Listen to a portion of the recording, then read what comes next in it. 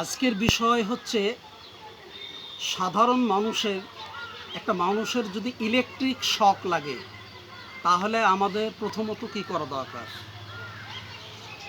প্রথমত হচ্ছে তাকে ইলেকট্রিকের যেখানে শক লেগেছে ওখান থেকে তুলে নিয়ে এসে একটা শুকনো বেঞ্চের উপরে বা চৌকির উপরে ওকে শুয়ে দিতে হবে। এটা হচ্ছে প্রথম কাজ।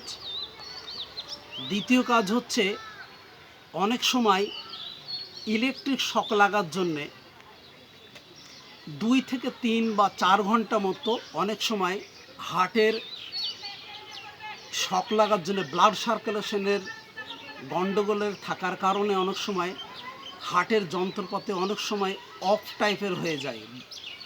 তো অনেকে কি হয় দেখা যাচ্ছে অনেকে ভাবে যে মারা গেছে। খবরদার এই জিনিসটা ভাববেন না। 3-4 ঘন্টা তো কোনো ব্যাপারই নাই। তাহলে ইলেকট্রিক শক লাগলে আমাদেরকে কি করতে হবে, তাহলে এই চৌকির উপরে শুয়ে দিয়ে 20 থেকে 50 জন হাতে হাত দিয়ে কারেন্ট যতটা বেরোলো বডিতে গিয়ে তারপরে বাম ধারে হার্ট থাকে, এই হার্টে 2 হাত দিয়ে শুয়ে পাম্প করতে হবে। 4 বার করে পাম্প করতে হবে আর নাক ধরে মুখে বাতাস দিতে হবে। এইভাবে কিছুক্ষণ চালিয়ে যেতে হবে। 2-4 বার 2-10 বার করলে অটোমেটিক ও সেন্স চলে আসবে। অনেক সময় অজ্ঞান থাকার কারণে দেখা যাচ্ছে অনেক কিছু অনেকে ভেবে ফেলে বা হয়তো অন্য ব্যবস্থা নেয়। তো আপনারা এই জিনিসটা করবেন।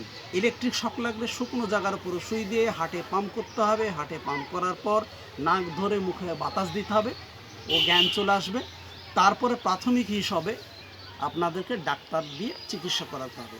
তাহলে আজকের বিষয় হচ্ছে ইলেকট্রিক শক লাগলে আপনারা এই ব্যবস্থাগুলো নেবেন।